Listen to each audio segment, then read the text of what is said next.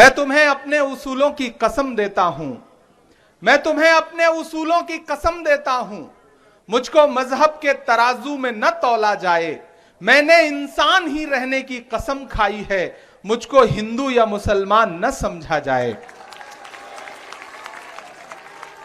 जनसंवाद यात्रा की शुरुआत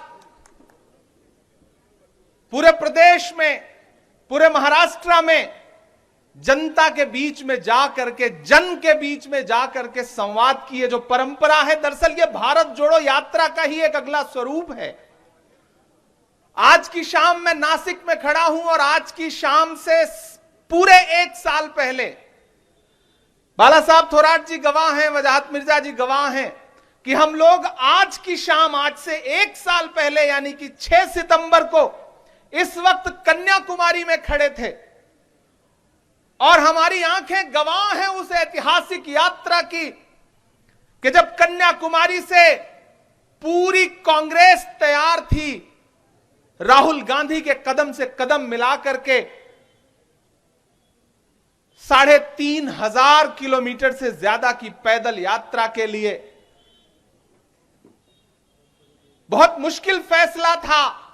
मैं खुद कई बार सोच रहा था कि 3,500 किलोमीटर पैदल कैसे चलेंगे हम सब, राहुल गांधी जी कैसे चलेंगे। और रात के उन लम्हों में कन्याकुमारी में समंदर के किनारे खड़ा होकर के मैं ये सोच रहा था कि जो हर जालिम से टकराएगी वो आंधी बनाऊंगा, नए अंग्रेज आए हैं नया गांधी बनाऊंगा। और वो दिन, आज का दिन, नासिक वालों आपको याद है उन दिनों जब प्रधानमंत्री जी भाषण देते थे तो कहते थे कांग्रेस मुक्त भारत, यह उनका नारा हुआ करता था। लेकिन आज हालत यह हो गई है कि जब कांग्रेस के सांसद पार्लियामेंट में खड़े होकर के उनसे सवाल पूछना शुरू करते हैं कि आइए और अडानी पर जवाब दीजिए, आइए और मणिपुर पर जवाब दीजिए, तो पार्लियामेंट से भागते हैं, कतराते हैं। अभी परसों ही भाजपा के तमाम लोगों ने सोशल मीडिया पे एक प्रोपेगेंडा फैलाया आरटीआई लगा करके कि प्रधानमंत्री जी ने एक भी छुट्टी नहीं ली है। 9 सालों में प्रधानमंत्री जी ने एक भी छुट्टी नहीं ली। मुझसे मीडिया के एक साथी ने पूछा कि भाई आप क्या कहते हैं इस पर, तो मैंने कहा भाजपा वालों से पूछा जाना चाहिए कि छुट्टी की परिभाषा क्या है। अगर पार्लियामेंट का सेशन चल रहा है और 23 दिन के सेशन में प्रधानमंत्री जी 2 दिन आते हैं तो बाकी 21 दिन छुट्टी ही तो हुई।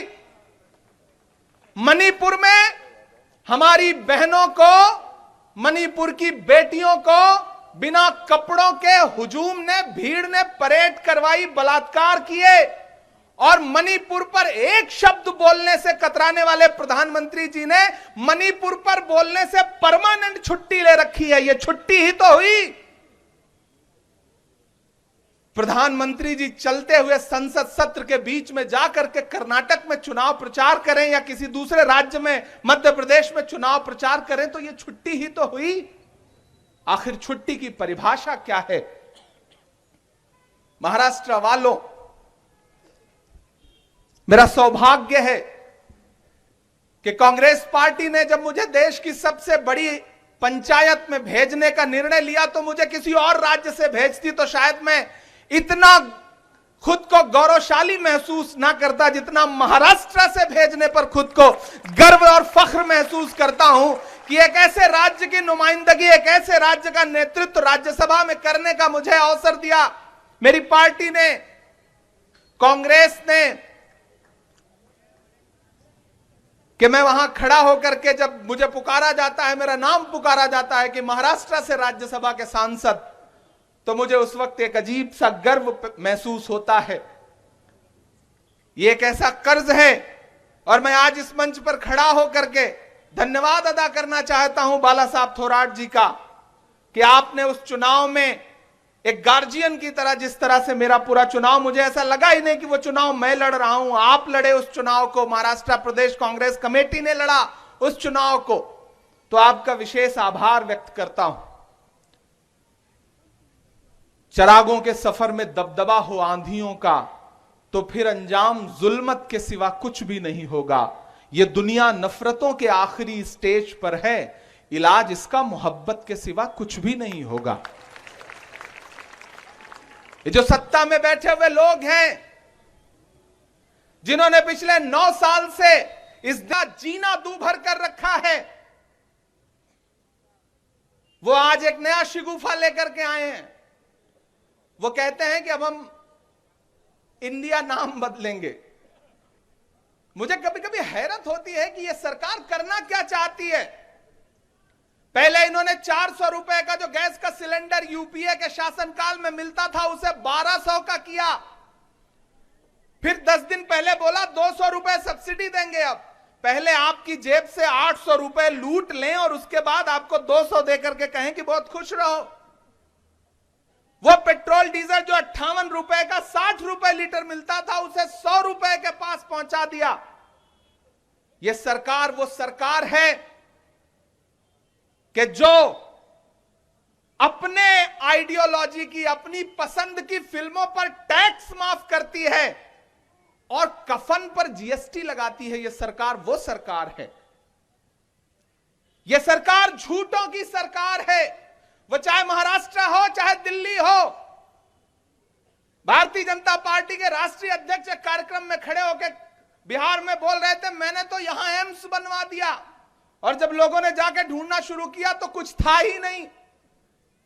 इसी तरह से आपके सूबे की भी स्थिति है। महाविकास अघाड़ी की सरकार इतना शानदार चल रही थी। कोविड में एक एक नेता ने, चाहे वो कांग्रेस का नेता हो, चाहे वो शिवसेना का हो, चाहे एनसीपी का हो, सबने जान झोंक करके पूरे महाराष्ट्र की जनता की सेवा की। और जब उस कोविड से उबरने की कोशिश कर रही थी ये सरकार, तो भाजपा जो है लोकतंत्र को लूटने की कोशिश कर रही थी और सरकार को तोड़ करके, सरकार को लूट करके, लोकतंत्र को लूट करके अपनी सरकार बना ली। लेकिन मैं महाराष्ट्र को सलाम करूंगा। अभी जितने सर्वे आ रहे हैं, जितने भी इंटरनल सर्वे हो, बाहर के सर्वे हो, मीडिया के सर्वे हो, ये बता रहे हैं कि आने वाले दिनों में जब लोकसभा का चुनाव होगा तो भाजपा का सूपड़ा साफ हो जाएगा महाराष्ट्र से। इसीलिए परेशान है। अभी इंडिया अलायंस की बैठक हुई तो वह इतनी सफल रही कि जब इधर बैठक चल रही थी तो उधर संसद का विशेष सत्र बुला लिया गया 5 दिन का। इतना डर है अलायंस से, इतना खौफ है, और अब कहते हैं हम इंडिया हटा देंगे। भारत रत्न बाबा साहब अंबेडकर जी की अगुवाई में संविधान सभा ने कहा था कि इंडिया दैट इज भारत। जो इंडिया है वही भारत है, जो भारत है वही इंडिया है। मैं तो जब मजाक के मूड में आता हूं तो कहता हूं कि जो मोदी है वही अडानी है, जो अडानी है वही मोदी है। इसी तरह से जो भारत है वही इंडिया है, जो इंडिया है वही भारत है। कहां कहां से बदलोगे आप, कहां कहां से हटाओगे आप? क्या आप पासपोर्ट से हटा दोगे रिपब्लिक ऑफ इंडिया? क्या आप ये जो नई नई नोटें हैं अभी जो नई चलाई है इन्होंने, उस पर लिखा हुआ है ना रिजर्व बैंक ऑफ इंडिया, तो क्या फिर देश दूसरी नोटबंदी के लिए तैयार रहे? मैं तो सरकार से सवाल पूछना चाहता हूं, अगर आपको इंडिया शब्द से इतनी नफरत हो गई है अलायंस की वजह से, तो क्या आप दूसरी नोटबंदी करने जा रहे हैं क्योंकि आपको नोट से इंडिया शब्द हटाना है? मेरा सवाल है ये। आधार कार्ड पर भी तो लिखा हुआ है, एम्स में भी तो इंडिया है, इसरो में भी इंडिया है, आईआईटी में भी इंडिया है, आईआईएम में भी इंडिया है। कहां कहां से हटाओगे इंडिया?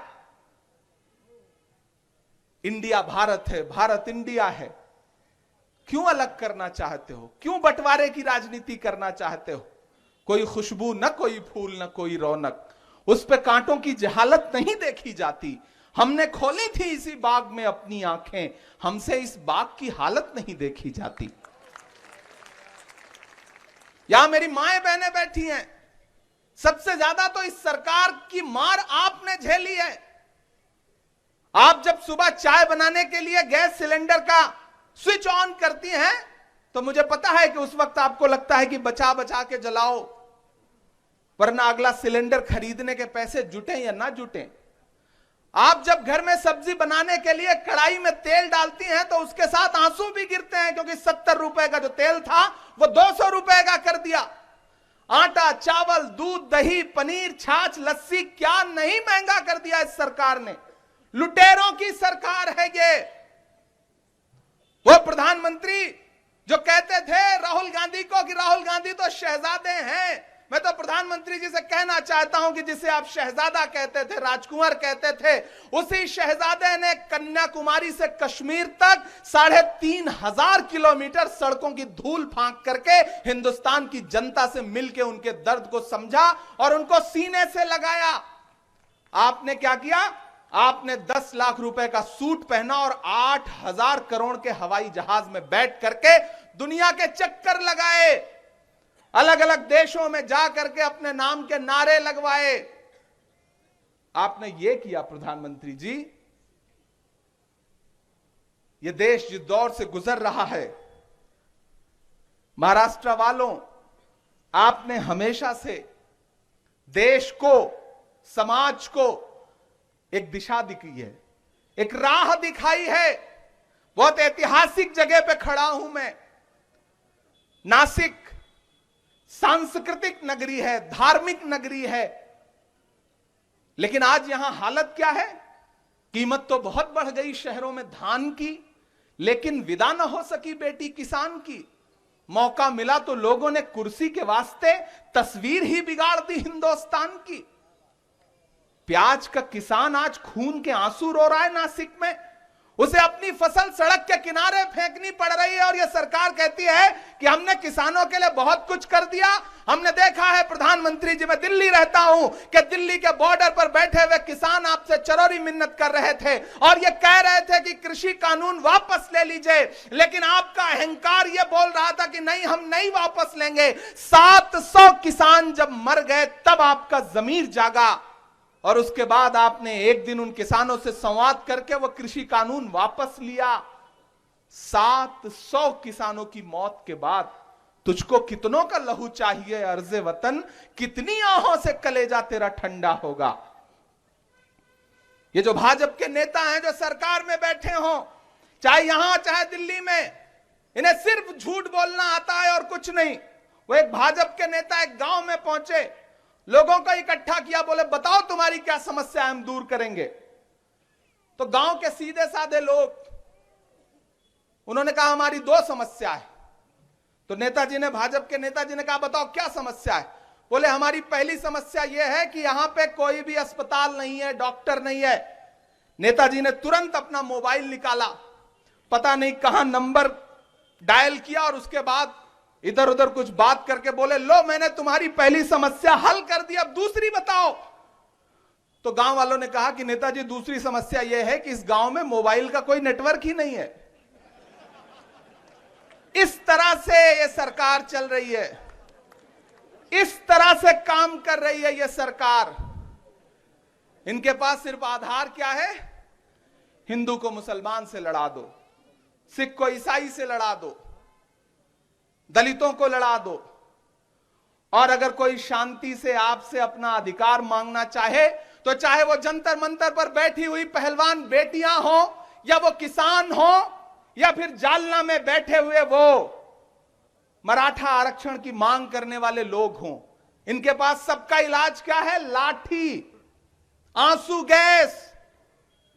मैं तो इनसे पूछना चाहता हूं, महाराष्ट्र में खड़ा हूं, महाराष्ट्र का प्रतिनिधित्व करता हूं, इसलिए पूछना चाहता हूं कि अगर कोई आपसे शांतिपूर्ण तरीके से कुछ मांग रहा है तो दीजिए या ना दीजिए, लेकिन लाठी चलाने का अधिकार आपको किसने दिया है? लाठी का जवाब तो आपको देना पड़ेगा, जवाबदेही तो आपको लेनी पड़ेगी। सुनकर देखो, सुनकर देखो, सुनकर देखो जी। ममता, राहुल, मोदी बोले, लिखे जितेंद्र जी।